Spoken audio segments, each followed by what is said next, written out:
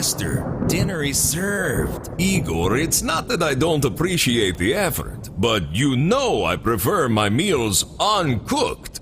And how many times have I told you about using garlic? Yes, Master. Forgive me, Master. Please. Bite into Paradelphia. Thursday nights at 8, only on Toxic Radio. Paradelphia, because what if it's all true?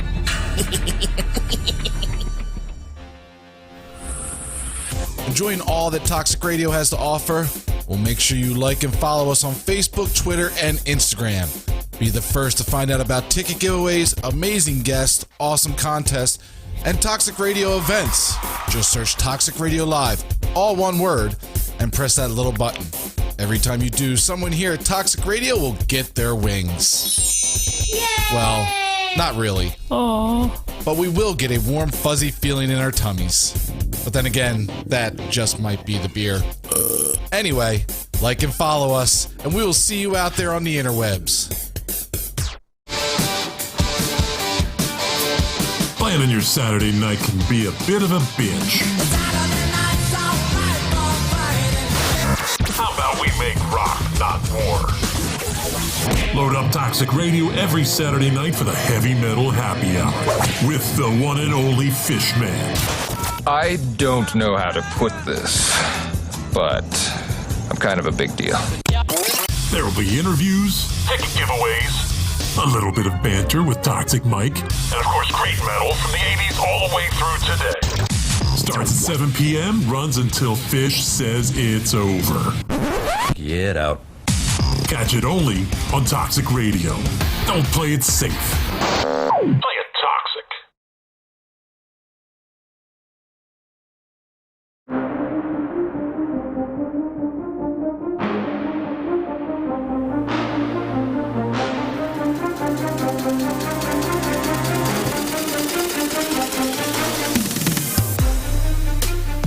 Welcome to Show 34, Wire2Wire Sports. I'm your host, Gene Walzak. And to my right, I have the man, the myth, the legend, Scholastic Uncle Shally. To my left, I got Kent State's own, Cleveland's own, College Cottrell. I don't hear things, but that's great. It's okay. We also have, this is show Walter Payton, show Shaquille O'Neal. So we're going to actually have, it's got to be a huge show, big show. 2 Hall of Famers. New time, who dis? Love it. Audia. Welcome. We got a ton to go over. We're going to go NBA playoffs. We got the NHL playoffs. We're going to go over our arena bracket, part 2. After the arena bracket, we're going to talk about Floyd Logan. We got to talk about the College Softball World Series. You got to be kidding me. And the Belmont Stakes. So let's get started, NBA playoffs. I mean, nothing better to talk about than the 76ers right now. 76ers, right now at halftime, up 2 points. What are your thoughts on the first half? What are your thoughts on the series so far and the JoJo injury? I think the JoJo injury kind of stole all the headlines from the series today. Slightly torn lateral meniscus. I mean, that's the definition of a day-to-day injury. I think it's going to be longer than shorter, personally. I just know too many people that have done it. It's a pain tolerance thing. As long as the doctors have cleared him that he's not going to do anything worse to it structurally, it's a pain management issue for him. And that just scares me. Playing back-to-back days, I feel like that's going to go against us. Hopefully we get a couple breaks go our way. Hopefully that they can close it out tonight. Atlanta Knicks go all the way out to Game 7 to give him even more rest. That would be ideal for us. And the series is pretty much going how we all thought it was going to go. I mean, they're just a better basketball team. The young kids are hanging tough tonight. I'm glad that game is where it is at half. I was just hoping they weren't going to get blown out. Hopefully they pull it out tonight and they can just start resting everybody. Damn right. I agree with you 100%. Control, what are your thoughts on the Sixers series so far? So far, it's been interesting. I mean, outside of Game 4, it went pretty much as expected. Had JoJo not got hurt, I'm assuming that you guys sweep that series. I kind of saw that coming. It'll be interesting. Like you said, Shally, it's a day-to-day injury, but I feel like with Joel and his injury history, they're probably going to err on the side of caution just because this is one of those years where you guys can make a deep run. So you don't want to waste them early, especially if you can win games like this without him. So I imagine that if he if somehow you guys lose today and it goes back to Washington, I doubt he plays just so that he can be ready to go for Game 7 in this series. I said it earlier. You're not going to see him again in this series unless it goes 7 games. Yeah, that's the only way I see him again in this series. And then the luxury you do have is that most likely you're going to run into a Hawks team next series where, yes, they're playing good right now, but I think that's a series where you can actually, roll through them without having Joel at his best. So it worked out for you guys. It was definitely important for you guys to get the 1 seed, and hopefully Joel can at least be 80% of himself, then you guys will be in good shape. Yeah, I don't know if we'll roll through Atlanta. I mean, we rolled through them this year. Not without Joel. Agreed. I think that's a way tougher series without Joel. I think that's probably a 6-game series without him. I don't Versus disagree. If he was playing, I think there's a chance we sweep them too. But the whole thing with this Hawks team is that they go as Trae Young goes. Yeah. He runs their offense and everything, and then I feel like you could stick Matisse on him, or if you want to stick Ben on him, you can. And I think that would really slow down that Hawks offense. I agree, but thinking about speaking Ben Simmons, let's talk about the hack of Ben. What your thoughts are on it, what your thoughts are on the NBA doing it, what your thoughts are on the Wizards pulling it. Control, I know your thoughts, and me and you differ, so I want to hear your opinion first. So the whole hack of whoever strategy, to me, I like it in a sense that it brings strategy to the game of basketball. It makes you choose if you want your best player on the court or if you're going to sit him so that, you don't have to run into the 50-50 Russian roulette wheel of him making free throws or not. In your guy's situation, it's Ben Simmons, and tonight, I think you said he's 3 or 4 so far with the whole hack of Ben going on, and, that's good for him. And so now Scott Brooks can't run it. So it's either you make your free throws or you essentially get off the court. That's kind of how I feel about it. I understand from a fan's perspective, it is a little bit boring to watch, depending on, like, if they were, like, in Wells Fargo, if Ben's not hitting his free throws, of course it'd be boring to watch. But I like it in the sense of it adds another element of a strategic strategy from, like, these coaches and things like that. Okay, so let me tell you my 2 cents on it, and I'll listen to Shally's on it, because I think it's terrible for the game of basketball. Like, forget Ben Simmons for a minute. I think it's smart that the Wizards are doing it. I think because it's in the rules and you can slow down the Sixers offense, and Ben Simmons isn't a great free throw shooter. I mean, that series, he was like 1 for 18 going into that game. So I understand why they did it. I think it's terrible for the game of basketball. You want to foul the guy when he has the ball? Fine. Just send him to the line. But away from the play, just as soon as he inbounds the ball, just putting your 12th guy on the bench in, the foul him. It's terrible for basketball. It's not fun to watch. It's got to be something they change. It's like that bullshit rule they had in the NFL where if you go off sides or you have a penalty, you can still run the clock 60 seconds. And they had to change that after the Titans pulled that versus the Patriots in the playoffs a couple years ago. It's something similar to that. Like, yes, it is in the rules, and it's smart that they do it. I just don't agree that it's a rule. I think that if it's a play where he has the ball and he's dribbling the ball up, you want to foul him, that's fine. It's the away from the play stuff that I think makes no sense. See, what I disagree with is that in that situation with Tennessee, they were doing an illegal move and it was benefiting them. There's nothing illegal about fouls, and if you make your free throws, illegal. If you make your free throws, though, that combats that. There was nothing the defense could do in that situation with Tennessee. If you make your free throws, you don't have to worry about this. If you go 3 for 4, if you go 4 or 5, like you shoot 70 or more % from the field, they're going to stop doing it. And so at that point, make your free throws. I agree with that, but I just don't think it's fun for the game of basketball. Shally, what's your take on it? I agree with you. I don't think it's fun. But I do think it's also situational. Like, if you're doing that at home, if Washington's home and they're down by 8 and they keep doing it, Ben keeps missing free throws, that automatically kind of makes that game more exciting to watch, like for the home fans. Granted, if you, like you said, if you do it at Wells Fargo and he's not, it really drags the game down. It's legal. Listen, it's the playoffs. It's kind of one of those things. Like, if you're in a playoff and you're coaching, you use everything at your disposal. Any kind of strategy that's going to give your team, a heads up in the game or any kind of advantage you can scheme to, you got to do it. My comparison for this is kind of like bat flipping. I mean, it's well known.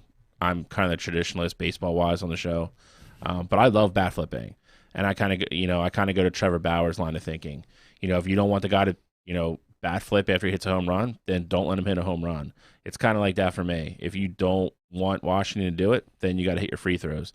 Ben Simmons is a professional basketball player. There's no reason he can't hit free throws. He doesn't have like. I agree. It's not a Sixers thing to me. No, I get it, but I'm saying it's if you have any player on any team that you can put in that situation where they're not going to hit free throws. I mean, like this all started with Shaq. It was Hack-a-Shaq. Yep. It's. I hated it back then too. I agree. I'm not saying I'm a huge fan or a huge proponent of it, but I get it at the same time. If you know the team you're playing, in our situation, we're just a better basketball team. If you think you can steal 4 to 6 points a game by doing that, you're going to do it. Especially, we were talking about it before the show. I'm not a huge Brooks fan either, but he's doing everything he can to try to get his team to win. And it goes away really simple if Ben just makes free throws. Well, hopefully he makes his free throws tonight and we get Washington out of there. Because Scott Brooks did that shit Ben Simmons' rookie year, and he shot like 29 free throws in like the third to fourth quarter. It was just embarrassing. And people watching the game, it was just like, it was slowed down. It was like you wasted your money. But that's just my opinion. I think it's bad for the game. I think there's certain things in baseball that are bad for the game. Certain things in football that are bad for the game. I just don't think it elevates the play of the game. I feel like the strategy behind it. I just don't think it's just not, it's as much as we don't want to admit it, this sport wouldn't be the sport if it didn't bring in revenue. And if it's not fun to watch, it's not fun for the viewer. I just don't think it should be a thing. I don't think you have anybody turning the game off because of it though. Like how much I don't think you'd ever be able to link a direct correlation between Hack-a-Ben and the NBA losing revenue or viewership. I agree with that. The other thing too is that at a certain point, I understand you being upset with the NBA about it, but at a certain point, you said Ben shot 29 free throws that game. If he's not hitting them, pull him out of the game. Bring him back in when it's closer to 2 minutes left in the game. And, I'm glad you brought that point up. And go from there. All right, I'm glad you brought that point up. The reason you can't take him out of the game is because now you're sending a message to every team in the NBA. The only thing you have to do to get Ben Simmons off the court is to start hack-a-fouling him. Or then make your free throws. Bill, I was at that game too, by the way. Bill Walker was at that game. He said it was brutal. I was there. Same thing. Listen, again, brutal. I don't disagree. I'm not rooting for it, and I think it's also something you don't see really in a regular season game. It's something that somebody's only really going to deploy like in a playoff game, in a situation like this. Like I mean, you might not even see it tonight. I mean, you got to see. You already seen it today. Did they intentionally foul him? Or was yes, it like 3 times in a row. Right. Or 2 times in a row. He's making his free throws, so let's see. We'll see if he keeps if they do it in the second half if the game's close. I mean, judging by the game, it's going to be a game that's going to go down at the end of the fourth quarter unless Hopefully something not. crazy happens. You shoot 70, 75, 80% from the free throw line. That's going to go away really fast because that's just giving away points at that point. Now, with that being said, how the hell are you an NBA player shooting 55%? And this series, he's shooting like 28% from the line. I agreed. That is stupid, bro. I'll tell you. I'll tell you what I compare it to, and you'll know this because it probably drives you nuts too. If you are a professional Major League Baseball player and you cannot bunt the ball, oh Jesus, it drives me insane. Nuts. Insane. You guys have like first and second, bottom of the ninth of a playoff game. All you have to do is get a bunt down. Statistically, just law of averages, you're going to win the game like 70% of the time if you have a guy on second and third with 1 out. How many times we watch people strike out, foul out? Like, it drives me up a wall. It's the same thing. In baseball, I always said the rule of 1. There's 1 player in your lineup that doesn't need to know how to bunt. 1 player, and that's like your cornerstone player. Like that, and Mike Trout knows how to bunt. And Bryce Harper probably knows how to bunt. My point being is that's the only guy on your team. Yeah. Because you don't want them bunting. I agree. If you're coming up second and third with 1 out and Bryce or Trout or, all the stars of the game, you're letting those guys hit. RJ's spitting facts, by the way. What do you say? He said Gene Walzak has a higher free throw percentage than Ben Simmons. He does. Maybe. So sidebar, this is not a joke. Yesterday, I went to the gym, Lifetime Fitness. They're not paying me, so I shouldn't even say their name. But Lifetime Fitness, I went there to just for the shits and giggles. They have a full NBA court. They have the NBA three-point line, the NBA free throw line. I shot 25 free throws. I hit 20 of them. How many people were there? Nobody. All right. Any cameras? There was like 6 people there. All right. So not like 18,000? No. Was there 18,000 in Washington? I don't know. Was ESPN there? I shoot better free throws than Ben. I think Ben will take your lunch money if you challenge him to a free throw shooting contest. I want to do a free throw shooting contest and a 3-point shooting contest. I think he'd take all your lunch money. You're lying, You're not going to eat that day. bro. You have to rely on the spread that you have inside the locker room if they let you in. Yeah, you're gonna have to go bully some other kid. Yeah. You have to I steal. don't bully kids, bro. I'll starve if I can't beat him in a free throws. It's terrible, bro. I can shoot better than 5 for 20. I'll tell you that. You better eat a big breakfast that day. RJ said he banged J-Lo too. What? He's wireline. All right, so other. Is he talking about you? No, he said he banged J-Lo. He was joking, He's saying like that's how ludicrous my statement is. I'm gonna give RJ a better shot to bang J-Lo. Than me beating him in free throw shooting? J-Lo's kind of a hussy, dude. Come on, bro. Come on. This isn't even as bad as the Ronda Rousey thing. I could beat Ben Simmons shooting free throws. RJ might have game. I don't know. He does have a game. All right, well, there you go. I do think you have a better shot beating Ben at free throws than you do Ronda Rousey. I will give you that. I think I would beat both Facts. I will both give you that. No doubt in my mind. She's gonna come back from. I don't know which one I'm more confident. I think it'd be the Ronda Rousey one.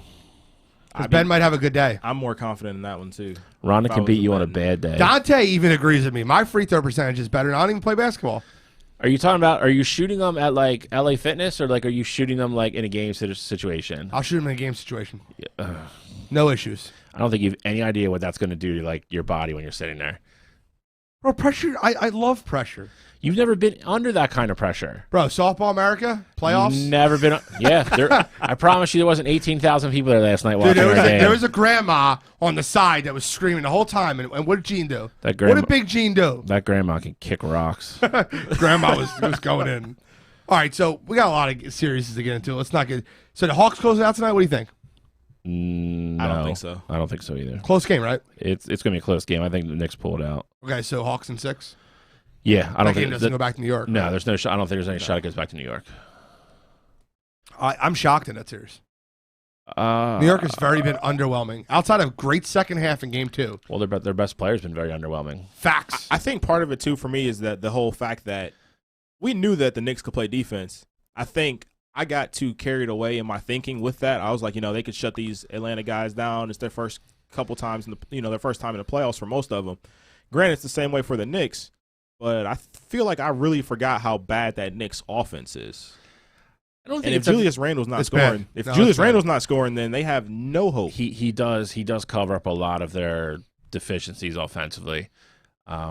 I don't think they're playing bad defense. He's not playing well. Trae Young and Collins are definitely in his head. They've been all going at it back and forth every game. There's been flagrants and technicals called. Yep. He took kind of a cheap shot at Collins at the end of the last game. That's what I love about playoff basketball. It is. When you play a team 5-6 times, you start seeing those cheap shots. That's part of what makes the NBA great. And I mean, and it's obviously it's the number one thing that makes hockey playoffs great. I agree. It's just just funny. We'll save that point. We will save it. I agree. I'll segue you later. It's a great segue. But just had to be done our playoff talk. I don't think it goes back to New York. I mean, I don't either. There's a shot it doesn't even leave New York. I agree. But they're down 5. No, I mean, down 5. Second quarter. Yeah, end of the second. So I mean, yeah, I think a lot of people took New York. I think New York was kind of like, I don't want to say the trendy pick, but it kind of was. They're just not playing well, and Atlanta is playing well at the same time. That's a recipe for disaster. Rob just said playoff defense is different. Yeah, but I think defense translates. I don't think I don't think it's different for the Knicks. Why is it different for the Knicks? Like if you're looking at both teams are inexperienced, so going into that series, why would you think that the Knicks defense wouldn't translate?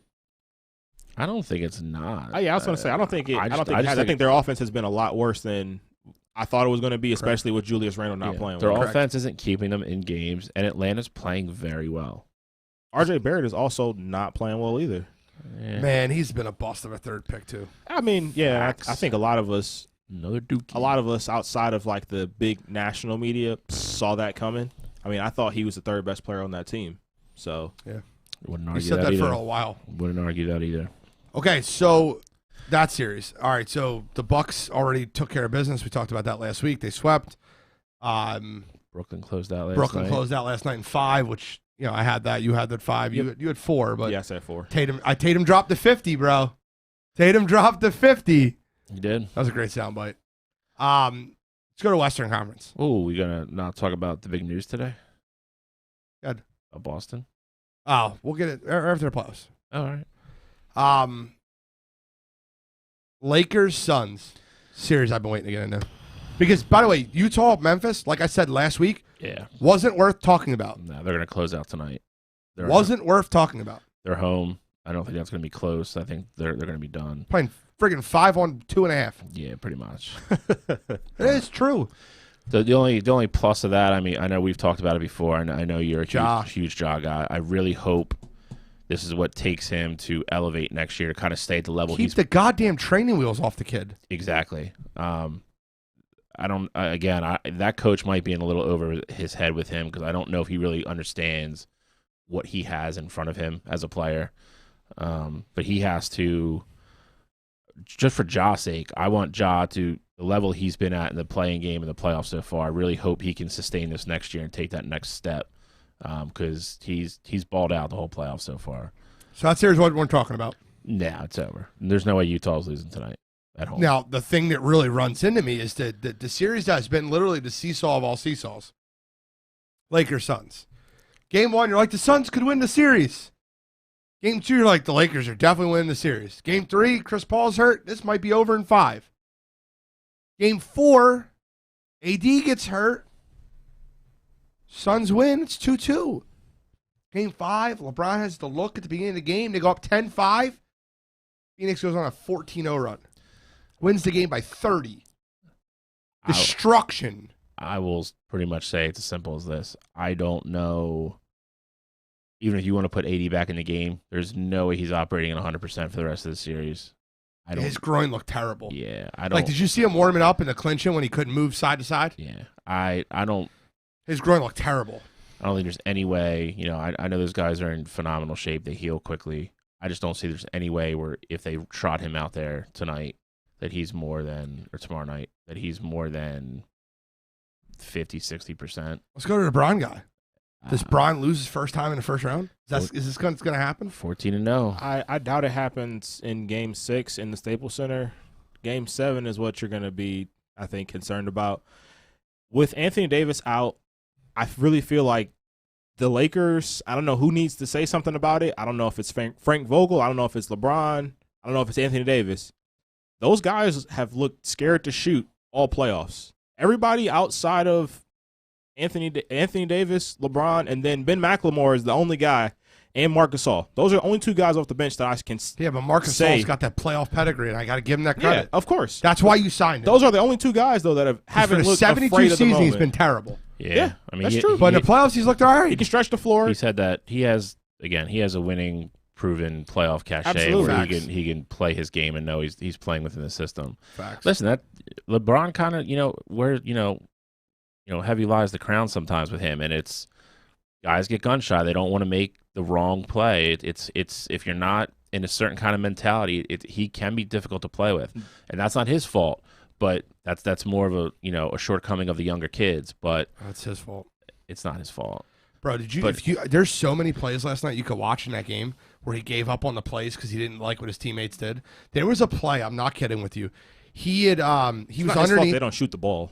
This is one where they took a shot. Here we go. So he's boxing out underneath, and I think it was either KCP or Schroeder goes in the lane and shot like a floater, and he's boxing out underneath. They get the rebound. He walks down the court. It's a 5-on-4. Phoenix dunks. Mikal Bridges fired down a dunk after like 3 to 4 passes. And you see him walking down the court. He did this shit his first year in LA. He gives up on his team, dude. It drives me nuts. For being as great as he is, it annoys the shit out of me how much he gives up on his team. If I'm the only one that's seeing this, let me know, because I watch it constantly. No, I mean, he definitely takes plays off, and you can see the frustration in his face, but that's not why they're not winning this. That's not why they're losing this series. I agree. Right now. I agree with that. And that's fair. That's not why I feel like that's not why these players are shying away from the moment. Like, you got guys who Dennis Schroeder's, he's been in the playoffs before, and he had a great game 1 and game 2, but outside of that, he's been he had 0 points last night. Exactly. And you gave this guy all this money to come in and basically take over Rondo's spot. Came in, was their starting point guard. You're expecting him to be your guy, basically, if it's not LeBron or Zilcho. Anthony Davis. And he's entering free agency next year. So is he losing himself some money? Is he losing Tons himself of money by not even Well, the Lakers might not even want to re-sign him next year. They already offered him the extension. He turned it down for a lot of money. So he turned down like $80 million. You got that going on. KCP hasn't been the shooter that he was last year in the bubble. Obviously, a lot of people aren't who they were in the bubble. You but saw that clip when LeBron was screaming at him. I want you to shoot the ball. Shoot the ball. I want you to shoot the ball. Yeah. So you got guys who are afraid to shoot. Kuz is I don't know what Kuz is doing. Bill He's Walker. completely Bill Walker. lost. If I didn't like you enough playing softball with you, I like you even more. What do you He's say? no MJ. And that's the truth. Listen, all right, let me ask you a question. You're the Okay. biggest Bron fan by far. Bron showing his age. He's 36 years old, and you can see his age. Younger Bron, 27 Bron, 31-year-old Bron, 33-year-old Bron, drops 40 last night. So when I got 36-year-old Bron, that's not the point. 36-year-old Bron, done. 27, 7, and 5 in a game when his team needs him. I mean, he I did, think he the did other- that in 2.5 quarters. He's showing though, his so, age, I mean, bro. I think the other portion of it too, though, is that we got to remember that he's still not 100%. He came back early because the playoffs were here. Still not 100%. But yes, I do think that we are starting to see that he can't just turn it off and on like he used to. I do agree with that point. But I do think part of it is also because of the injury. The only thing I'll say with that is, though, I mean, he was kind of on pace for 40. He had 27 in 2.5 quarters. 24, he finished 24. All right, so I mean, he's still mid-30s then if he plays his normal minutes. He didn't play the fourth quarter. I agree. Yeah, that's fair. So if that game's close and the rest of his team isn't. But just in general, though, to Gene's point, with the part that I do agree with, he of course, like he's taking games over where no one else has been able to do anything. He's like, all right, putting it all on my back. We're gonna get our team back up here. Bro, so remember that, dude? Listen, everybody gives me the of course, whatever you're impression- gonna say, of course I remember it. No, not you. But everyone gives me I'm a LeBron hater. I'm not. I'm not a LeBron hater. I remember watching this man score 27 straight versus Detroit. 25, yes. 25 straight, fourth quarter overtime versus Detroit. I remember him shutting Derrick Rose down every fourth quarter the year Rose won MVP in the Eastern Conference Finals. I remember this guy going on a tear in the 2011 NBA playoffs after they lost in 2010 or if I'm talking 2012, whatever. I might be off a year. Yep. The year after they lost to the Mavericks. Yep. I remember him just taking over basketball games. And like, guys, I don't mean to be a smartass. LeBron, his whole career, has made role players better. This year, I feel like he's making role players worse. Drummond looks worse over there. He looked great under Cleveland. Did he not? It's hard. 19 and 14 in Yeah, Cleveland. but Everybody playing that position yeah. looked great though. Like Oh. Jared Allen's looking great, right? He was looking great too. So like it's not. I think that's more so because of The way how they play basketball. It's Yeah. fair. And I'll agree. I don't think he's been what they were hoping he was going to be when he got I do there. agree with that too. No, not at all. But it's. But how good has DeAndre Ayton been? Well, listen, I mean, the kid went #1. I mean, this is kind of like This is the best I've ever seen Ayton like play. what we were hoping he was going to turn into. Correct. And But you it's normally also- don't see the best you ever seen out of a player this first time in the playoffs versus LeBron James. You got to give him credit. I mean, yes, that's true, but it's also he's not matched up against LeBron. No, James. That's the I understand. No, I'm talking about the pressure I understand. of going against LeBron James. But he's got He's in a very good situation. he's got guys on that team. He's legit the third option on that team. So it's he has guys that are going to take, between Booker and Paul, those guys are going to take the spotlight. He's a very good space to correct. play his game and settle in and not have to worry about carrying the team. And he's not. Right. He hasn't been in a position where they're just like throwing him the ball on the block. It's Right. they're setting him up for success, or he's doing the dirty work, and that's kudos to him for sure. Like I agree with you, it is the best we've seen him play, but that situation is a lot different than what it is. But that's also in what makes LA the for those playoffs great guys. when you have kids like that. Like we just talked about with Ja. Like he's taking as great as he was, he took a step up in the playoffs. Like he 100%. He's shown that he absolutely 100% has a different gear and a different space that he can still grow and become a better player. It's funny you say that. I have that same feeling right now about Jason Tatum. I know they lost the series, but Jason Tatum showed me like, all right, he can be the best player on the championship team. Jason Tatum did that 2 years ago. Jason Tatum did that last year. But it was different because it was literally all on him, and he's like, all right, if I got to drop 50, I will. Granted, they only won the one game when he dropped 50. He still dropped But- 30 next two. Yeah, exactly. And guy- they knew it was going to him. This- They funneled their whole defense to him. This playoff series that playoff series showed me that Jason Tatum can be the best player on the championship team. I think Boston can build around Jason Tatum and win a championship. Well, Granted, I don't think it's going to be anytime soon, but That's the that's problem. a great- That's the problem you're running into. That's a great segue, but I want to get into Clippers versus Mavericks, and then we'll get into that because I want to talk about the Celtics. We have some Boston fans. Mhm. Got some Beantowners. But let's talk about Clippers Mavericks. Guys, am I the only one that didn't get on the panic train? Am I the only listen, before we said the series, it was Clippers in 5, Clippers in 5, Clippers in 7. I didn't say 5. Say Oh, I 6. did say, I think I did. I said 6. Say 6. I said Clippers in 7. Then they go down 2-0 at home. You're like, Dallas might sweep. No, I said I hope they swept them. Yeah, but I've stayed consistent. Clippers in 7. Here we are, 2-2. Tonight they're going back to LA. What do you guys think? How do you guys see the series? I mean, I feel like Clippers 7 is the most logical outcome at this point. With Luka being banged up, I mean, it's a lot of that's going to depend on, I think, how he looks at the beginning of the game tonight. You'll know how bad his neck really is. It was very, very easy to see when he was playing. It was affecting everything he was doing. If he's still in that shape, then this might be over at 6. But we'll see. I mean, I think you'll know a lot after the first quarter tonight. I think the Clippers win tonight for sure, though. So Clippers in. Again, I think 7's the most logical, but I think if he also looks like if he doesn't look like he's getting any better or progressed, I could see the Clippers closing out when they go back to Dallas. So you're 100% agree with everything you said. Luka is the catalyst to that Dallas team. If he's not at 100%, I don't see them win another game in this series. If he's not at 90%, I don't see them win another game in this series, to be honest. I know Luka has taken over games, but if he's not who we are used to seeing, that Dallas team has no shot. And we've seen that. I mean, Luka's had to have 40-point triple-doubles, 35-point triple-doubles to barely beat these Clippers teams. Granted, Tim Hardaway Jr. is playing some of his best basketball now, but Kristaps hasn't been what we thought he was going to be. And they got a lot of guys who are underperforming on that team right now. So I'm going to stick to my guns here and say Clippers in 6, although I was hoping for the Mavs to sweep that team just because Clippers, they wanted to dodge the Lakers and the Suns and all those top teams. And I really just feel like Luka's injury has put them behind the 8 ball with this one. Okay, so let me address what you just said for a minute. You said Tim Hardaway Jr., and I want to bring this up. Game 4 was a perfect storm for the Clippers, and I'll tell you why. The Mavericks, Maxi Kleber scored nothing. Tim Hardaway Jr. shot awful, terrible, and Luka was hurt. The Mavericks are going to win Game 5 or 6. I just don't think they got the balls to win the series. I don't think they have the balls to win the series. If Luka's not, I don't care who's shooting what. Tim Hardaway Jr. could be shooting like his hair is on fire.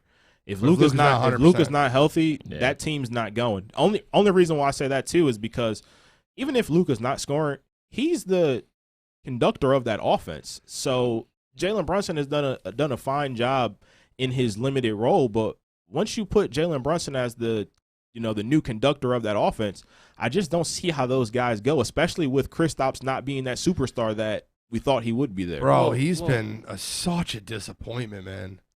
Well, I mean, yeah, it's like you said. I mean, Jalen Brunson does not, present the offensive threat that Luka does.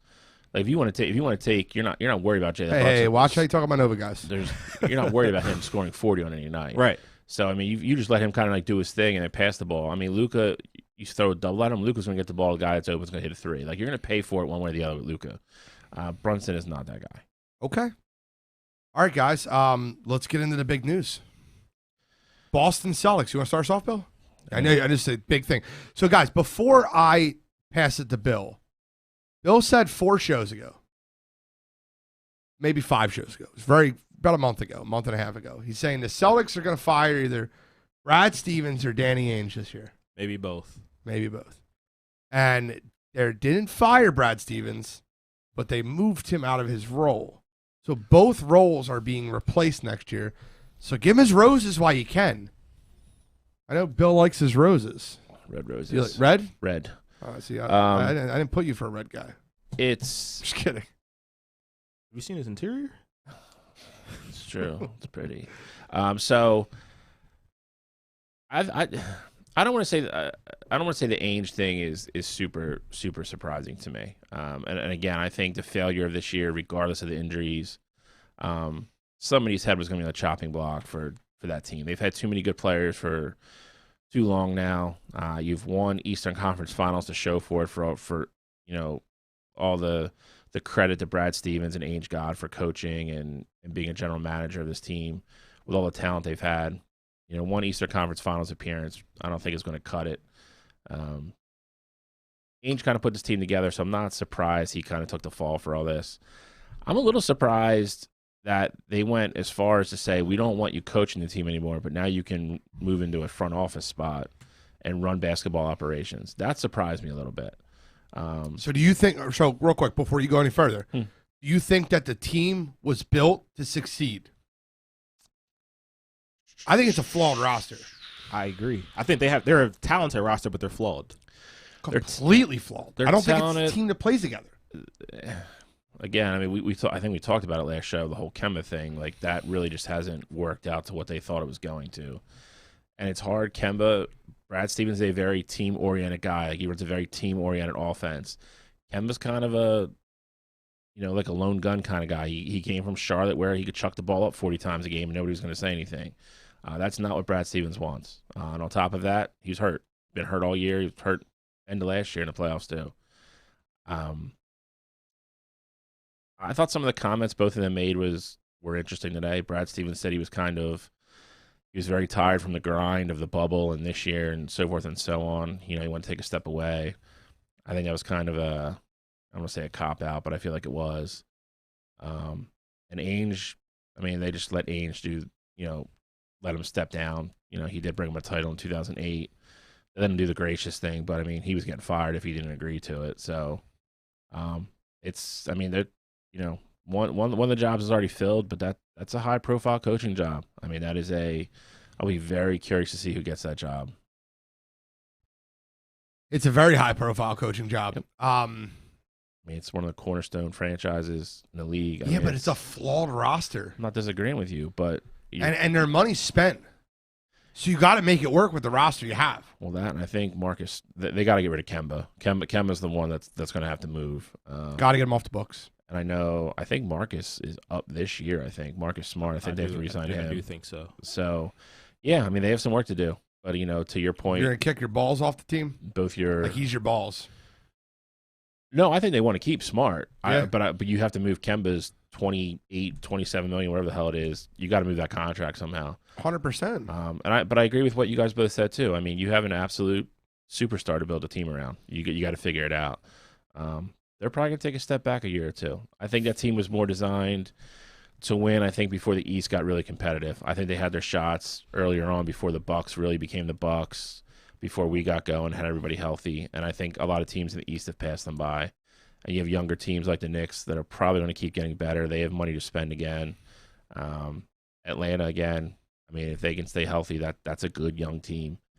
They have some work to do.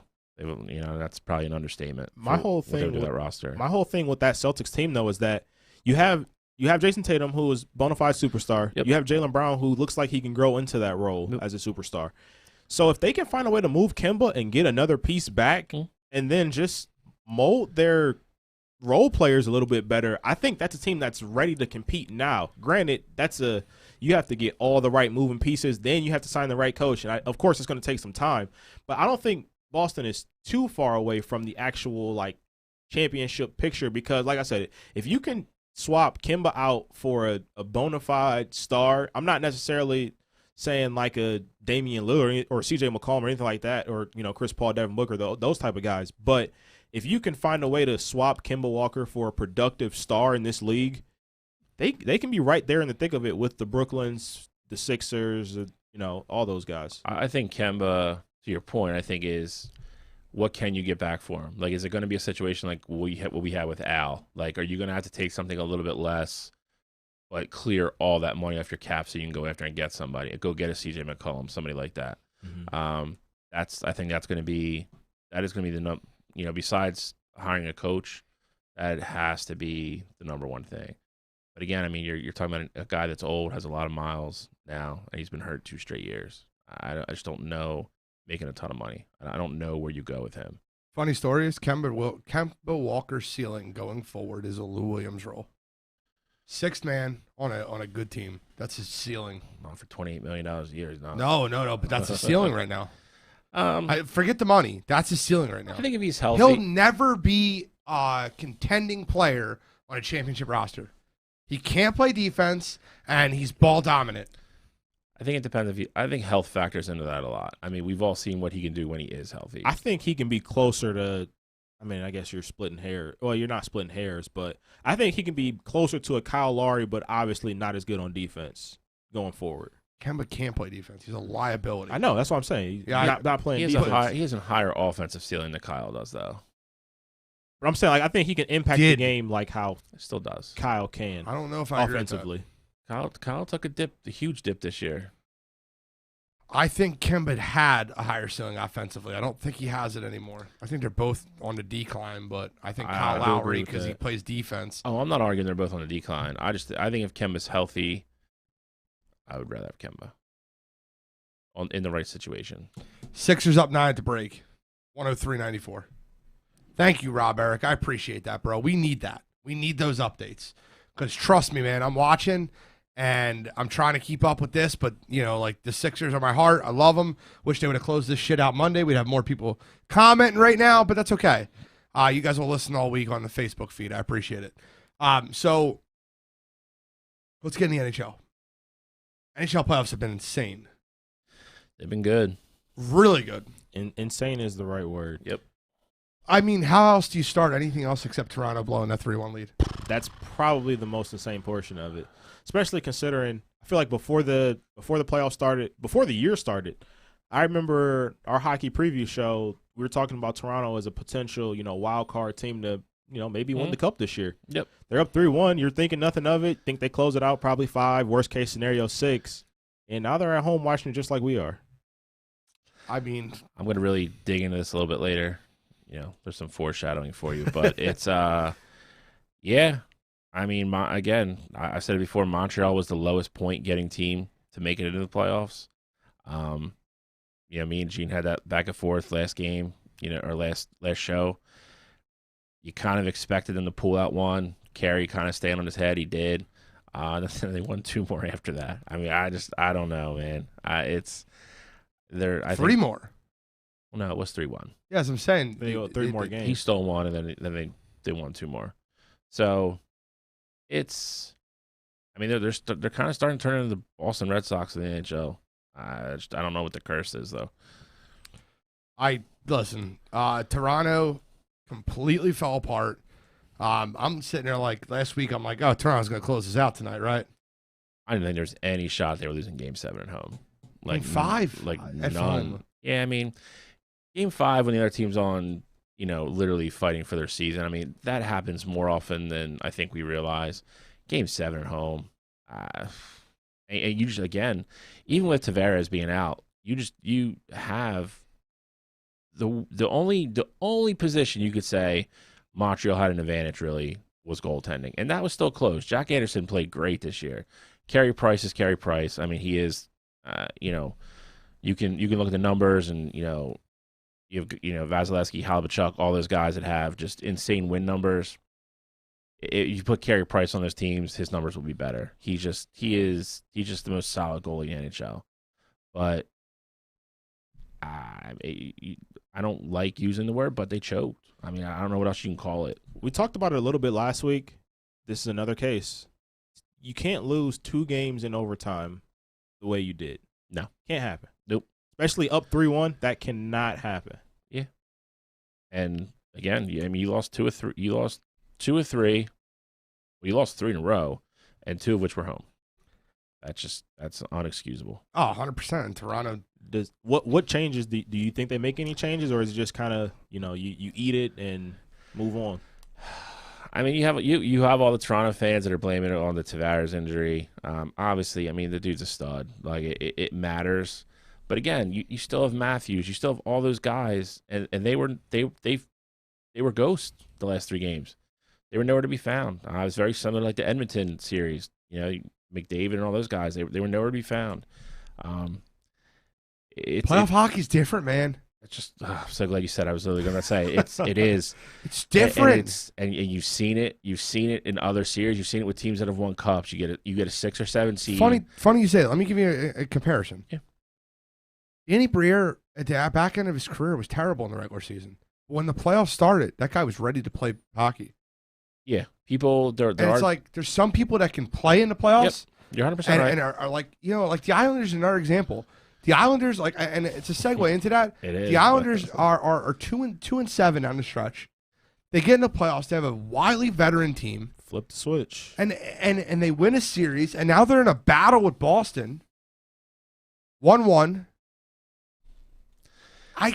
They're different. Playoff hockey is exciting, man. Well, it's again the teams that you will figure out teams' flaws that maybe you don't see a lot during the season in playoff hockey. Like things become magnified. The teams that play defense and get solid goaltending, they are extremely hard to knock out in the playoffs. And again, Barry Trotz is known for that.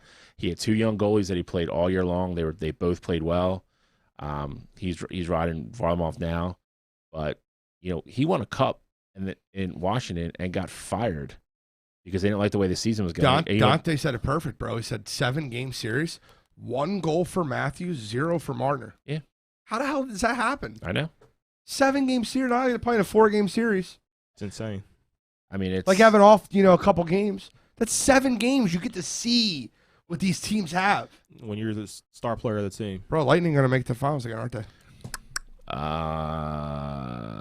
Yeah, I mean, that's they won last night 2-1, really good game, and they won opening night in Carolina. There was nobody hotter than Carolina. I know me and Tom Campbell have been talking about it a lot. Speaking of Tom Campbell, if he's listening right now, 856-485-9565, 856-485-9565. Call in, brother.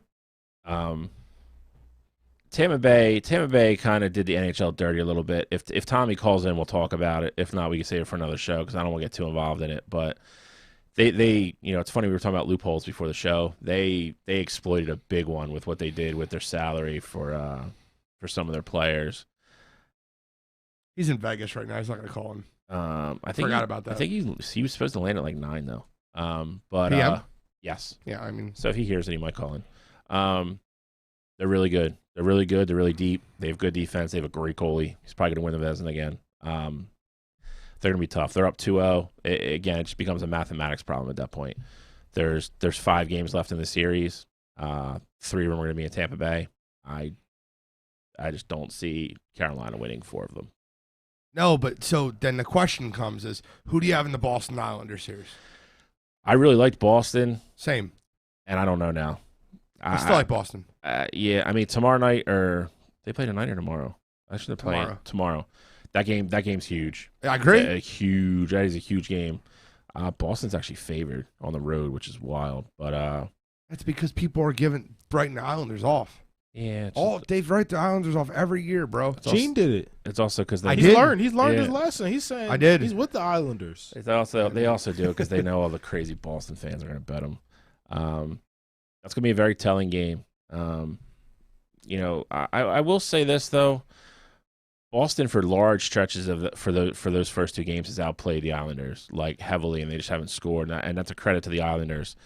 They were up 3-1 in the first game, lost 4-3 in overtime, and then lost the other night like 5-3, I think. So it's gonna be interesting, man. I love it. Jets sweep Edmonton, and then they got beat game 1 versus the Canadiens. They sat for a week though. They did sit for a week. What is that? 3-1 still? Yeah, they're getting beat this game. Yeah, I mean. Again, to your point, you see it all the time. You see low seed teams get in. Montreal plays a very basic game. They play a shell around Carey Price. They try to best they can. They try to give him lane so he can see the puck, and if he can see it, 98% of the time he's going to stop it. And they try to capitalize. They muck and grind down the other end and get I don't want to say cheap goals, but they get dirty goals. They score 2 or 3 a game, and if you're giving Carey Price 3 goals a game in the playoffs, you're going to lose a lot. Yep. And that's what they're doing now. I mean, they're probably doing it again tonight. So the Kings did it. I mean, the Kings did it twice in 4 years. They Jonathan Quick just turned into Superman, and they rode him to 2 Stanley Cups. I mean, it happens. It is one of the most polarizing positions in all of professional sports. It's right up there with pitching in baseball. Pitching, great quarterbacking. You get a hot goalie in the playoffs, they will win you. Like, I wish hockey had like a WAR statistic because it would be awesome. All right, so the last series I want to get into is supposed to be the marquee series, but Colorado kicked the shit out of the Golden Knights game 1. Colorado's really good. Outclassed them. They did. And they're like a minus 200 tonight. Yeah, they might win again tonight. That's you're not going to see another 7-0 game though. I will tell you this: if Colorado keeps up that pace, no one's beating them. You might as well just ship the old cup out to Colorado because that's going to be a wrap. No one's beating them if Colorado plays the way they did the other night. Vegas is the only, in my opinion, in the Western Conference, and then they're going to play the winner of the Canada Series. If Vegas doesn't beat them, they're going to the finals. Something drastic would have to happen for either Montreal or Winnipeg to beat them.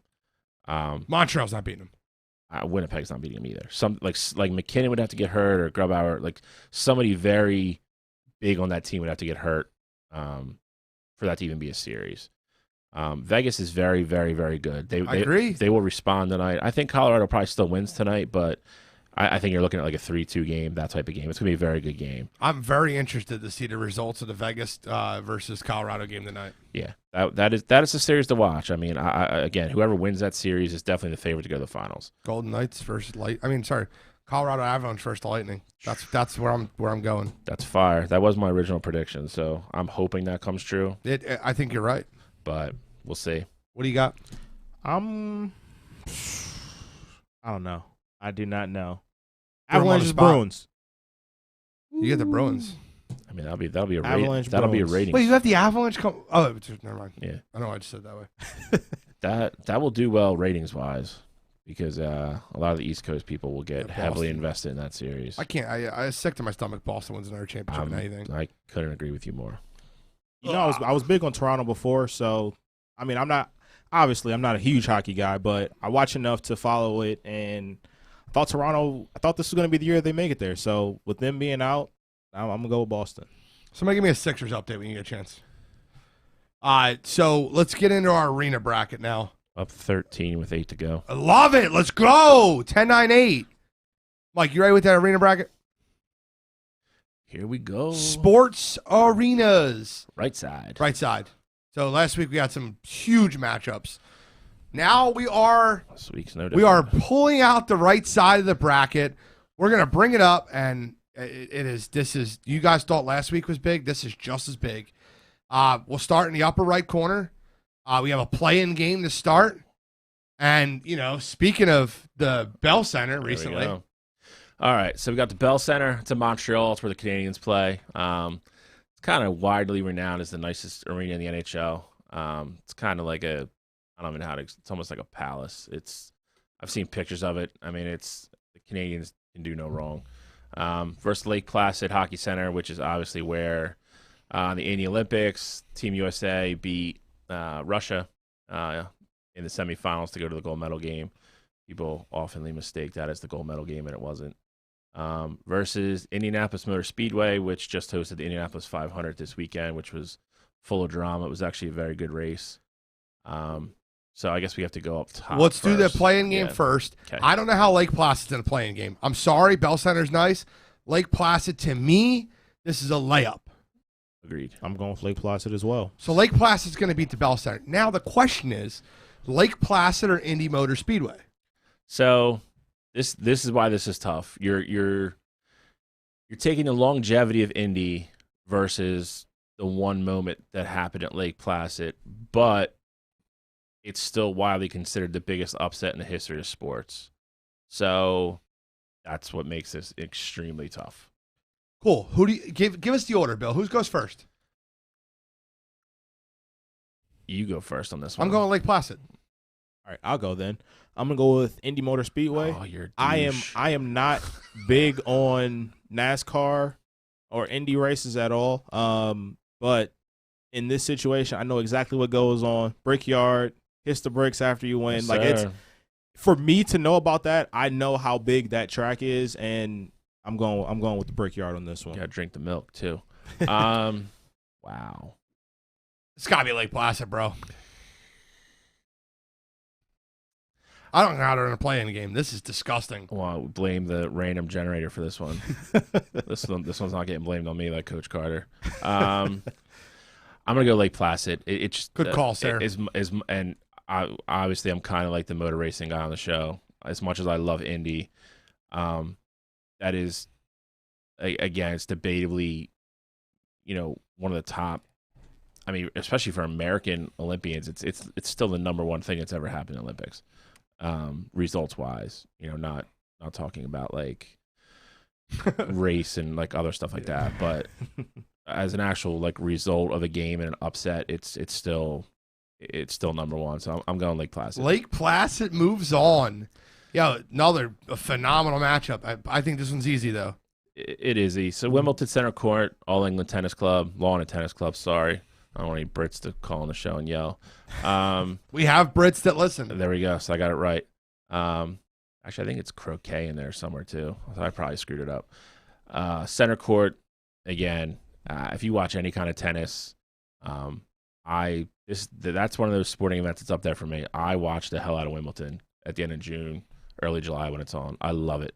It's nothing like it. There's nothing like watching professional tennis players play on grass. Can I tell you something crazy? Go ahead. Tennis is tell me you're a Wimbledon guy. Tennis and soccer, yeah. Okay. Tennis and soccer are the two sports where I 100% enjoy watching women's sports more than men's. That's a fact. It's not for me.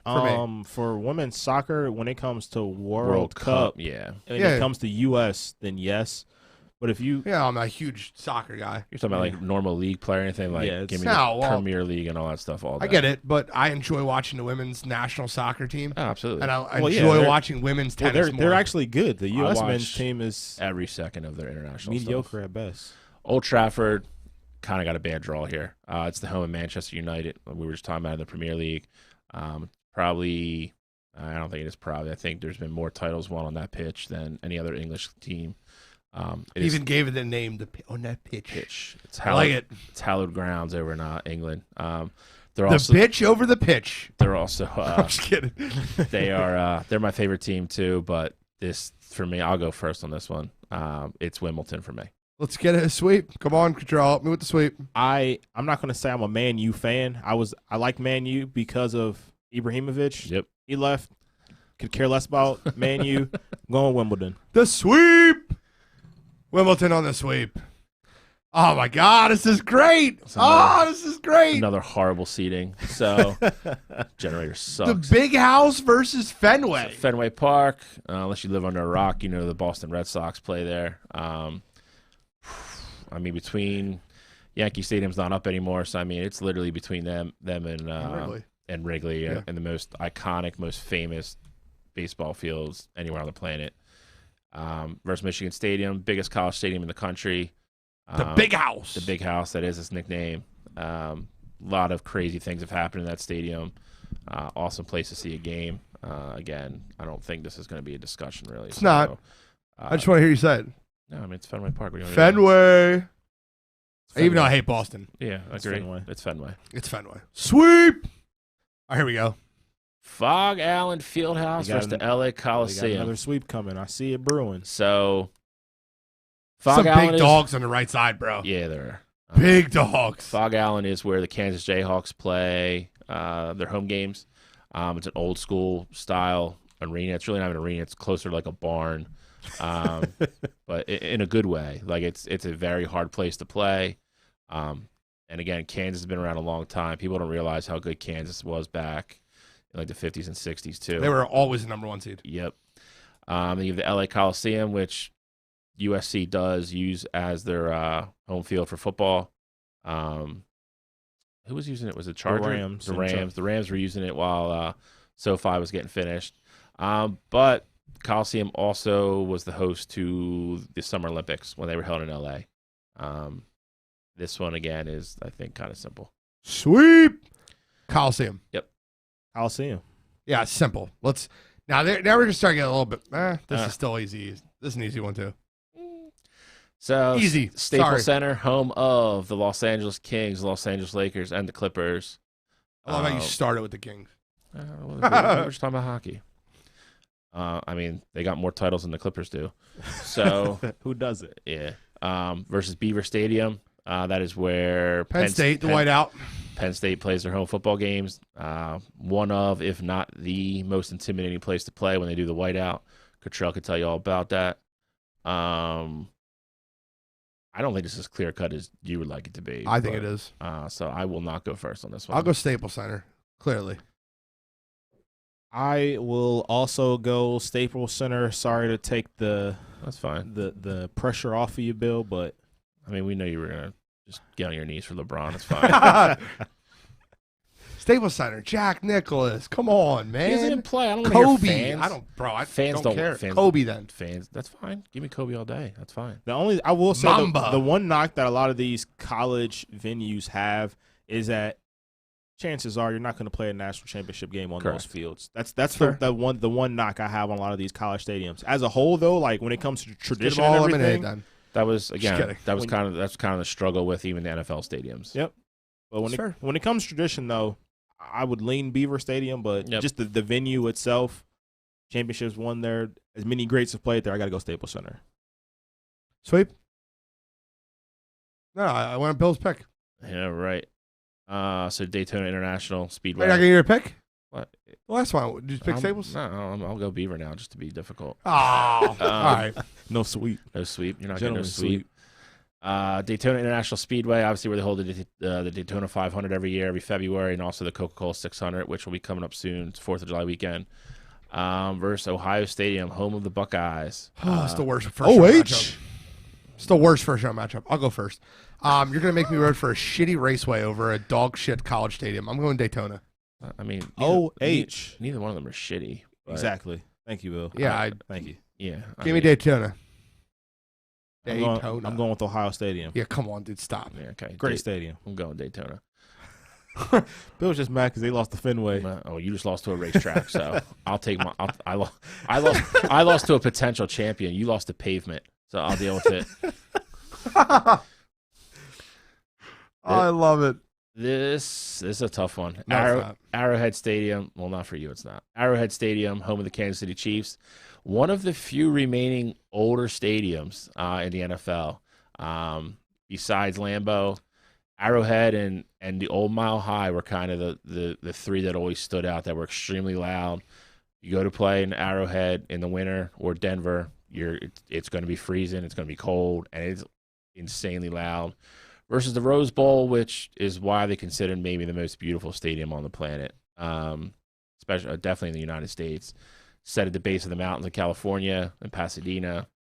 If you've ever watched a Rose Bowl, they show the same camera shot every year, and it's beautiful. It's aesthetically wise, it's kind of up there with like Augusta. It's in that category. It's the best football stadium in the world. I mean, that's a statement. I'm telling you. Okay. So I guess you're going Rose Bowl. 100%. Not close.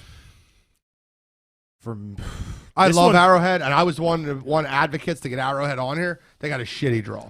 Rose Bowl is, bro. The concerts there, like Eminem, Rihanna played there. Like I'm not like, whatever. My point being is Doesn't matter. that Correct. it matters to me. It's sports. Arrowhead had this one's tough to me because I think about the tradition or the history behind Arrowhead. This was also a place that only had 15,000 fans, and it sounded like they had 100,000 in there. It's the loudest stadium. Yeah. That place is deafening, and it's 100% one of the best home field advantages in the NFL. it is just like the 12th man is, but it's not the point. While I agree though, I'll have to go with the Rose Bowl in this one. There's just too much. That best national championship ever got played at the Rose Bowl, in my opinion. Yeah, you're talking about Texas USC. Yeah. Great game. 52-49. It was high. I think it was 52-49 Texas. I don't know if it was Someone that on the high. wire line, let me know if I'm Yeah. right about that. That's literally off the dome. I'm going Rose Bowl. as Dante's well, right so- on there. Yeah. I'll look it up. I love this one. So this is my favorite golf course outside of Augusta, Pebble Beach. It is beautiful, amazing golf course. Churchill Downs, Kentucky Derby. 41-38.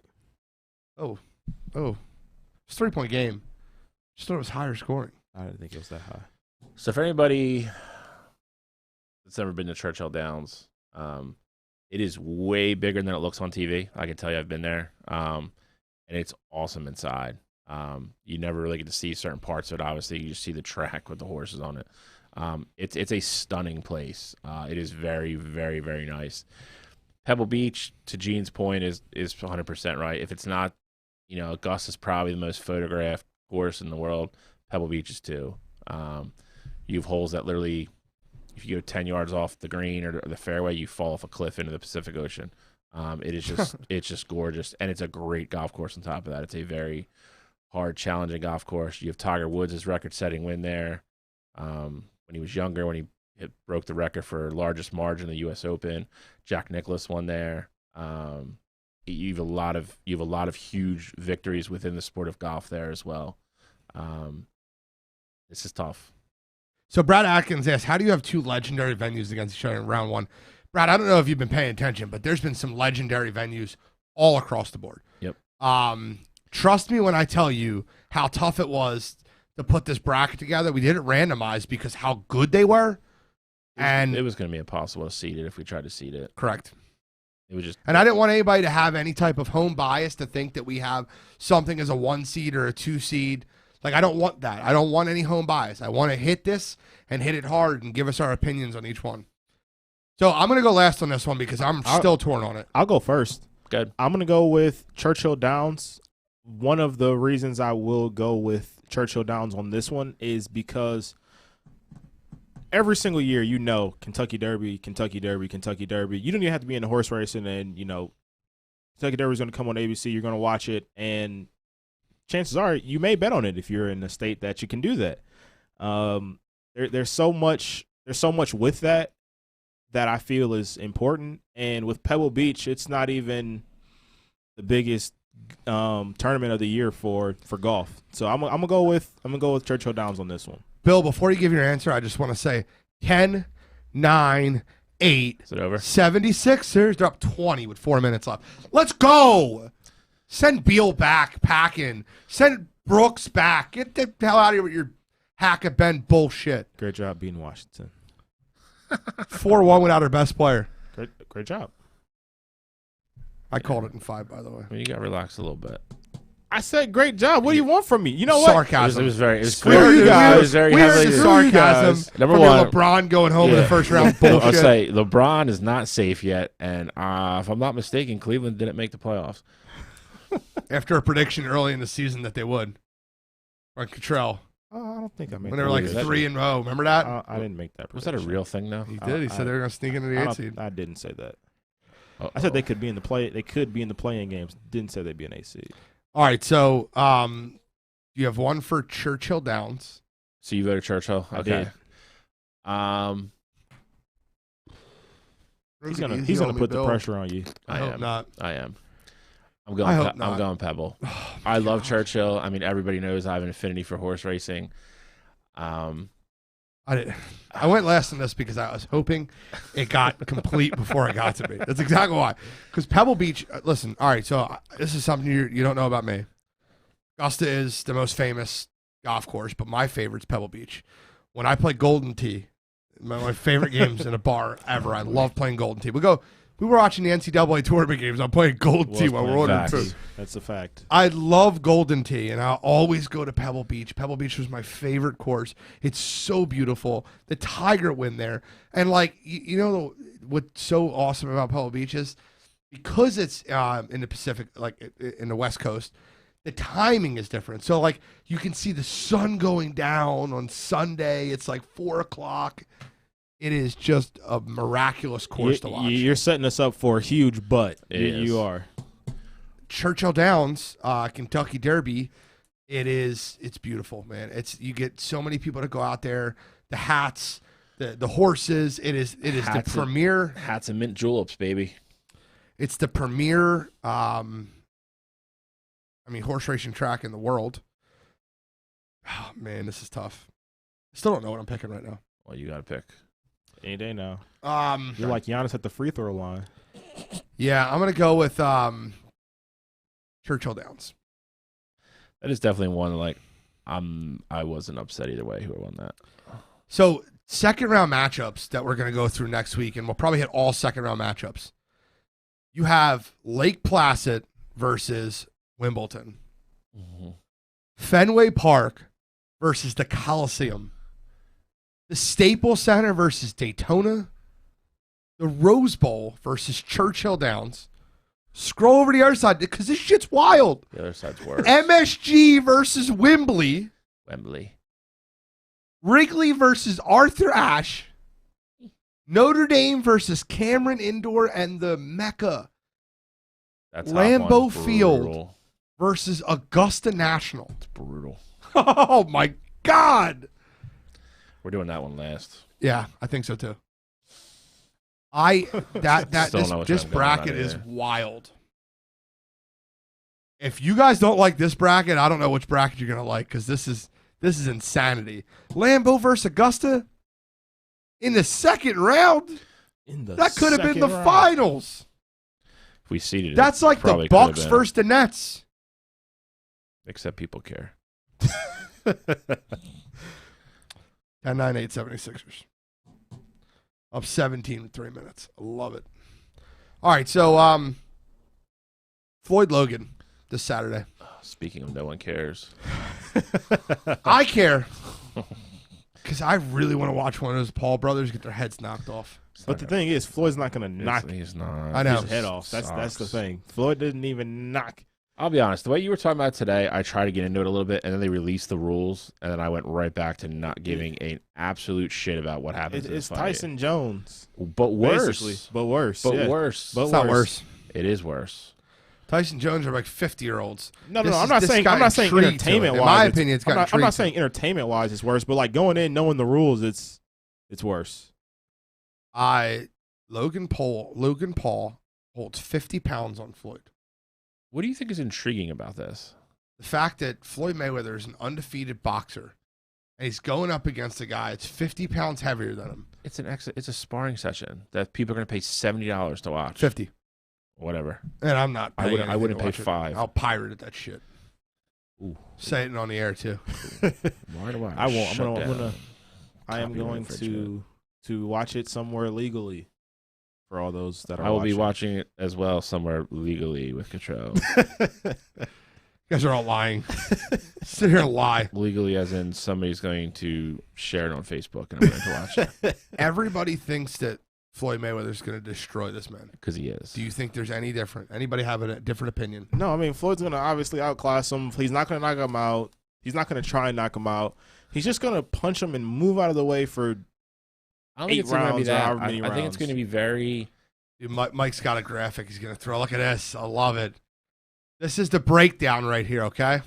We got a 44-year-old Floyd Mayweather, 50-0, 27 knockouts. Last fight was August of 2017. He's 5'8". He's got a 72-inch reach with the nickname Money. You got Logan Paul, 26 years old, 18 years the younger.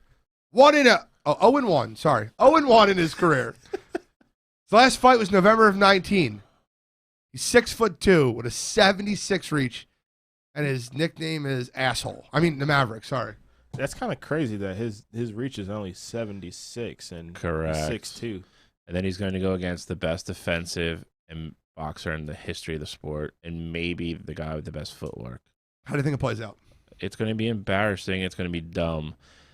Floyd is smart enough to know like he wants to make money off this. Probably do it again because he'll make more money than he can go lose or whatever he does. Yeah, he'd with probably it. fight Jake as like a revenge fight or whatever. So I think he'll let Logan like somewhat. I don't want to say stay in this, but he won't make him look like a complete idiot the first couple rounds.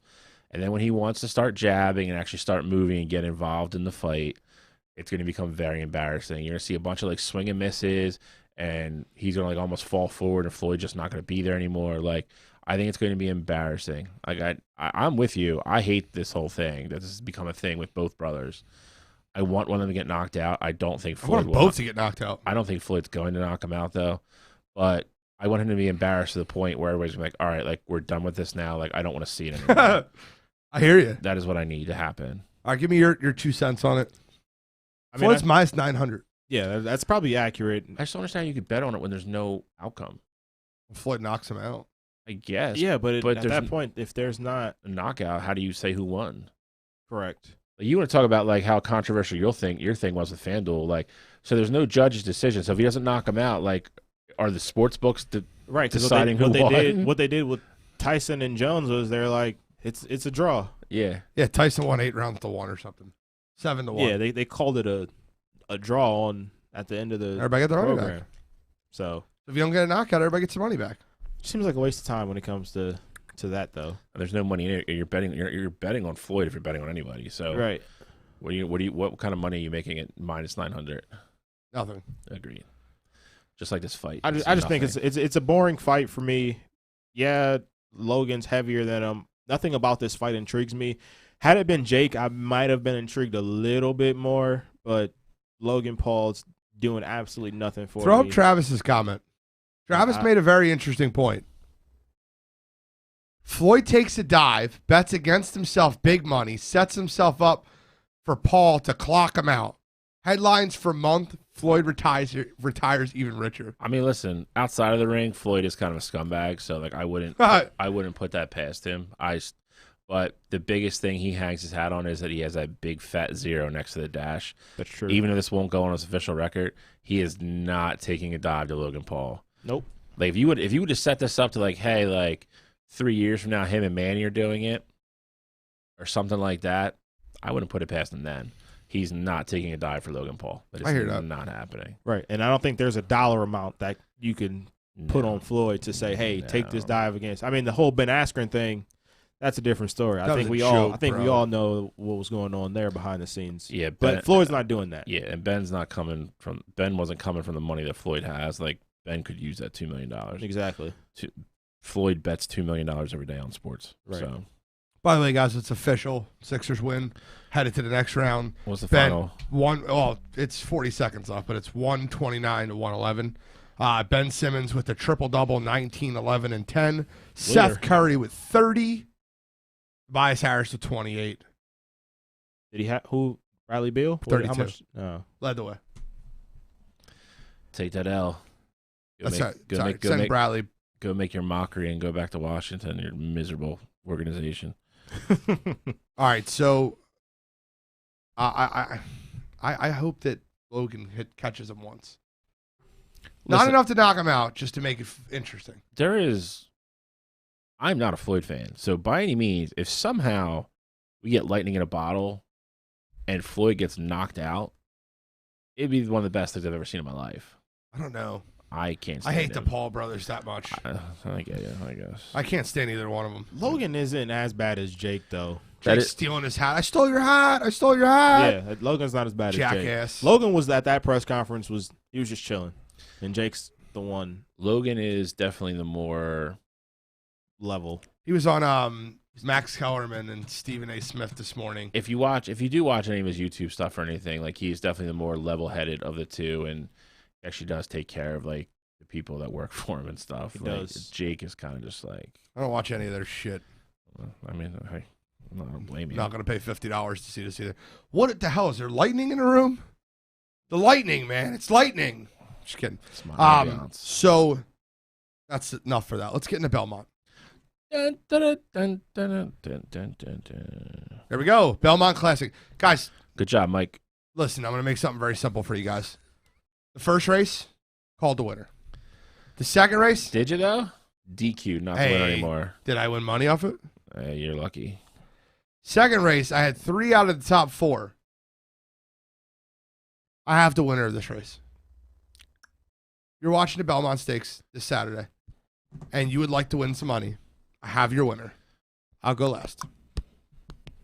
Give me your superfectas, Bill. No, let me go first. All right, good. Well, I got to break down the race first. Then you can give your picks. All right, Come on, 'cause, bro. Bill's gonna give us like every single horse in the race, so I gotta. There's make only sure. 8. There's only 8 of them. I know you're gonna give us all 8 too. I'll let you put your picks in first. Now this one's really easy. It's always the last leg of the Triple Crown. It's the hardest to win. It's the third race, and I think it's a 5 or 6 week span. It's the easiest to win. There's only 8 horses in it. It's not true. The length is what makes it hard. Kentucky's a mile and a quarter. Preakness is a little bit shorter, actually, and the Belmont is 1.5 miles, which is pretty much what it rounds out to. It doesn't sound like a lot, but, it's the difference between running around a track, 1 time versus 2 times. So there's a lot of time at the end of that race and a lot of ground to be made up. That's why you see the Belmont of all, you see a lot of kind of shock wins sometimes, horses that come from the back that maybe didn't run as well at the Preakness or the Kentucky Derby, or you get horses that are rested, which is the case for this week when horses skip some of the races if they don't have a shot at the Triple Crown.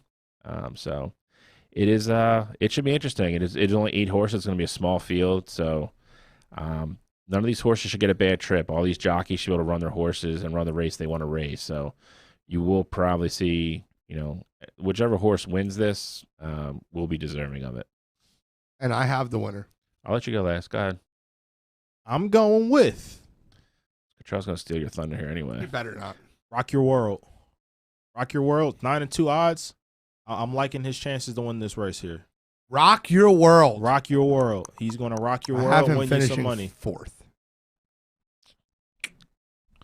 That's it? That's all you're giving? That's all I got. One and done. One It's and 8 done. horses. Rock I don't Your wanna World, give you, bro. I don't want to give you too many. Rock Your World's the one. All right. I'll give you my superfecta. I hit 2 or 3 out of 4 last You time. had 2 out of 4, but 2. you had the winner. No, you didn't. You had 2nd and 3rd. Yeah, that's what I had. Yeah. I'm going No Agenda to win. One of the horses I just mentioned that skipped the Preakness was a horse that got a really bad draw at the Kentucky Derby. He was on the rail. Horse that does not want to run on the rail. It's a horse that wants to get out and kind of just wait until somebody goes and they go chase him down. Got a really bad trip. So I'm going No Agenda to win. Central Quality in 2nd. Rumbauer in 3rd. And to round out my superfecta, I'm going with Hot Rod Charlie to finish in 4th. Another horse that was rested on purpose to get ready for the Belmont. The extra length will probably help him out as well. So that's the 4 I'm going with. Rock Your Body. Rock Your World. 4th.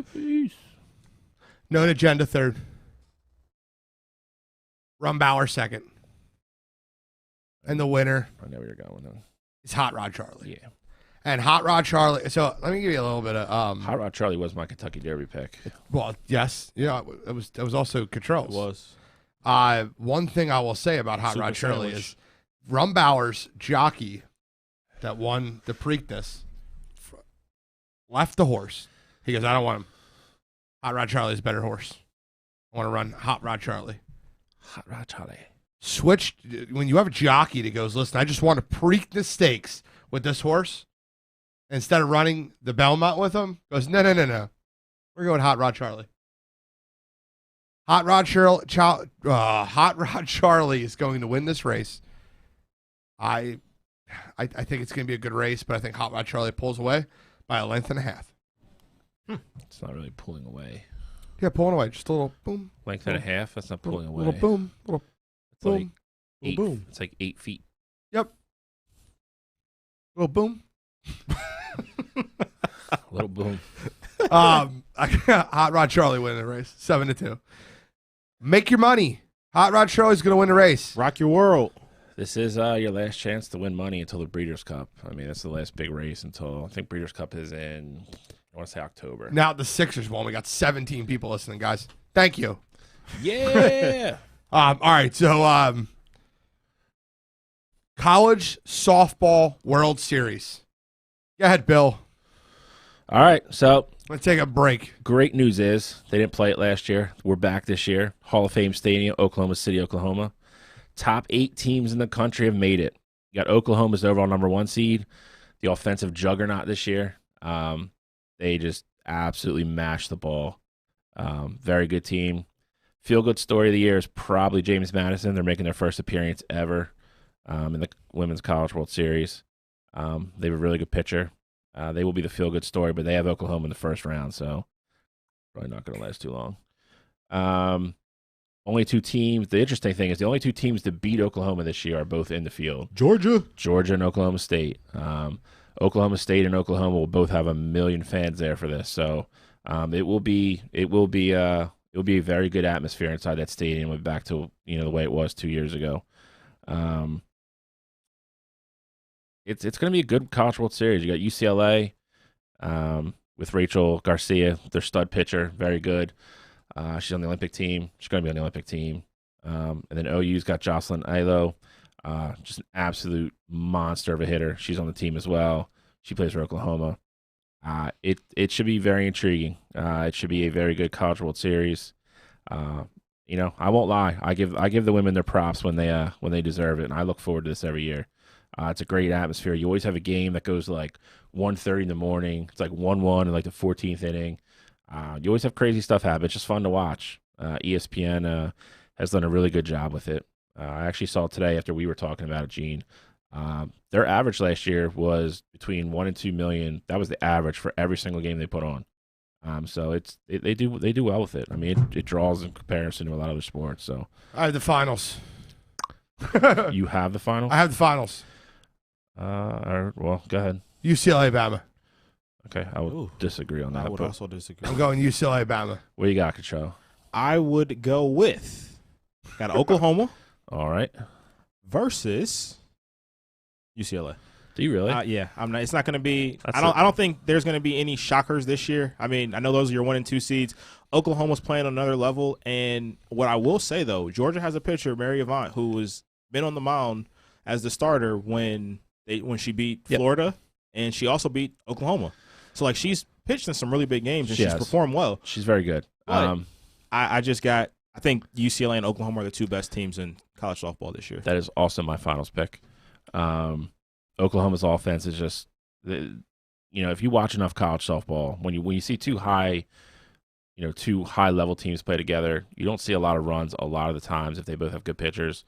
Oklahoma just puts up like 7, 8, or 9 runs every game. It just is insane.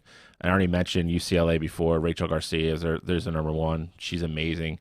She can beat anybody out there. And that is why I have them in the finals, and I have Oklahoma winning. All right, Katie, your sister? Yeah. Arizona, Bama. Ooh. Listen, Arizona's a trendy pick right now. And they beat Arizona, or they beat two really good teams to get there. I can't remember who it was. Also got stud baseball player Ryan Kearns on the line. Oh. So I agree with Gene. Agreed with me. All right. Well, listen, that is one household I could tell you for sure watches a ton of it.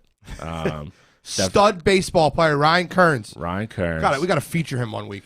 Good, bring him in. No, like we'll feature like a high school baseball player. He's not in high school yet. I know, but he's gonna get there. All right, he's very good. Stud player. He's a very good young player. I give you my winners. I don't know what to tell you. Going to Oklahoma. I knew you were going to Oklahoma. Oklahoma's also my winner. I gotta go UCLA. Not a bad pick. What was your final? UCLA and who? And Bama. Bama. Okay. You were just making sure they weren't on the same side, like I did nothing.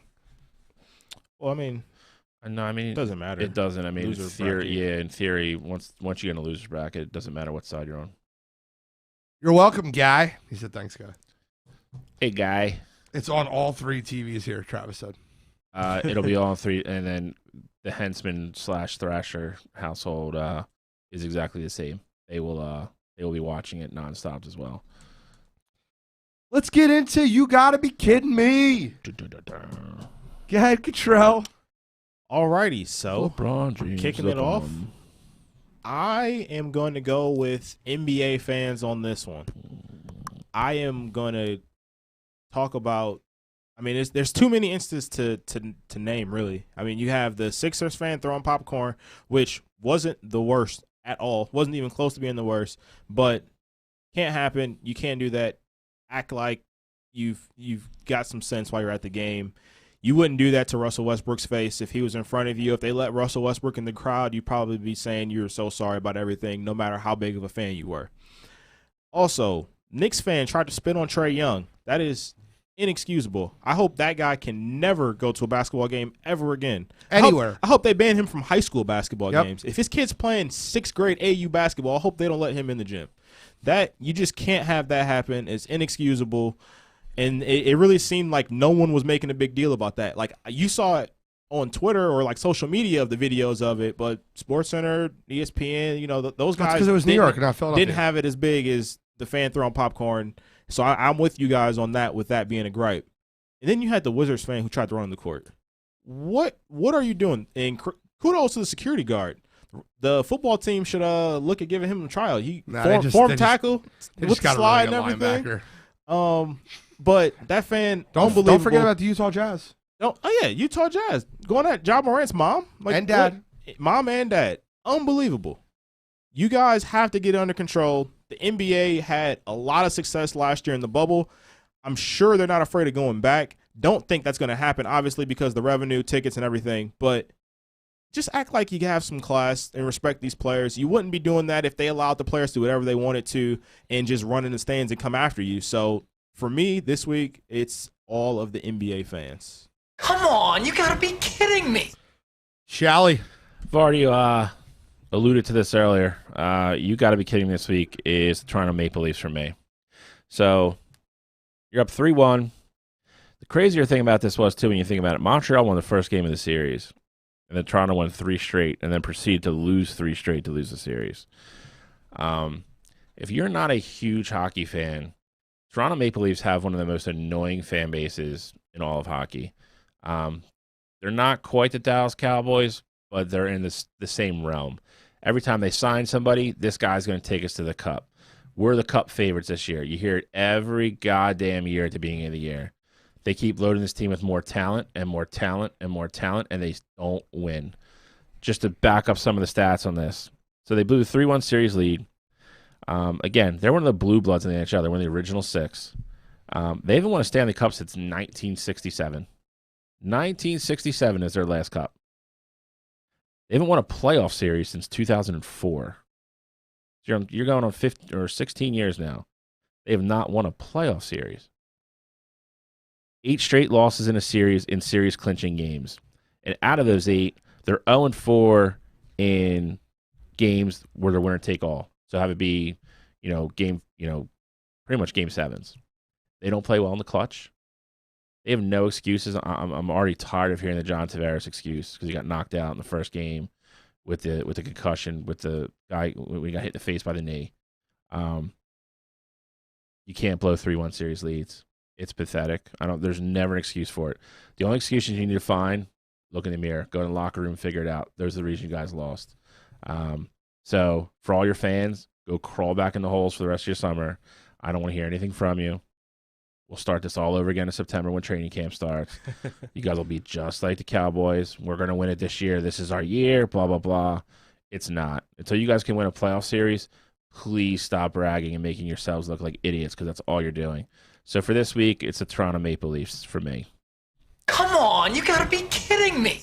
I got 2 this week. I got to stop making a habit of having 2 this week, but I have to do both. So first, I'm going to do Kyrie Irving, and the reason I'm doing Kyrie is because all the talk about going back to Boston, and I agreed with them. Like, I think that Boston's known for having a fan base that says a lot of racial slurs. Marcus Smart agreed with them. I thought Jaylen Brown's comments on it were the best of all, where he said, I don't want this to be used in a playoff series. This is a conversation that needs to happen more. But for you to go back to Boston and talk all the smack like, I don't want to, I just want to play basketball. I want it to be a series. I don't want to hear the racial slurs and all that. And then wipe your feet on Lucky the Leprechaun. Look, I hate the Celtics, and I love taunting Boston. I do. But you shouldn't throw stones if you live in a glass house. And for you to wipe your feet on another city's logo and expect no brushback, no feedback, man, I can't stand you, Kyrie, for that. And, there's so many things I don't like about Kyrie Irving, and that's just another one. I don't want any problems. I just want to play basketball, and then you wipe your feet on their logo. So screw you for that. Second part, LeBron James. All right, so LeBron, I'm getting a rap as like a LeBron hater right now. And what he did last night in the Phoenix Suns series, where he left the court with 5 minutes and 30 seconds left in the game, just walked off, left his team out there. Listen, Frank Vogel's going to say he sent him back there to get treatment. Of course he's going to say that. He's got to protect his guy. He wants to keep his job. You don't leave your team behind. You don't leave the bench. And trust me, the treatment 5 minutes later would have been fine. LeBron James, first won an Oscar or an Emmy for his acting performance with 6'1" Chris Paul boxing him out, laying on the ground. You're going to follow that up with leaving your team on the bench. Now you're down 3-2, about to lose your first round series ever. I hope so. I can't wait to it. So for this week, Kyrie Irving and LeBron James. Come on, you gotta be kidding me. I have 2 things to wrap the show up with. Do you guys have anything that you guys want to talk about specifically? Do you? Yeah. I know you don't. Talk about. Nope, I got nothing. Just a quick update, real quick. Hawks won. Yeah. Hawks are up 16 with 3 to go, so that's over. So JoJo will not be getting extra rest. Jazz are up 16 already, 6 minutes into the game. So I think that's probably going to pretty much go how we thought it was going to. And the Canadians are still up 4-2 with 7 to go in that, so that might be a 1-0 series lead for them. So I want to shout out two birthday wishes. One of the guys from Toxic Radio, Brian Fishman. I got to give him a shout out. Happy birthday, Bri. Second one is to one of our most loyal listeners. Guy is, his birthday was yesterday, but we did a show today. Tom Campbell. Happy birthday, Soup. Both you guys, appreciate the support that you guys give to the show. Hopefully next week we won't have a Sixers game on Wednesday night, but with our luck, we will. This has been a fun show 34. And with that, this is show 34, Wire to Wire, signing out.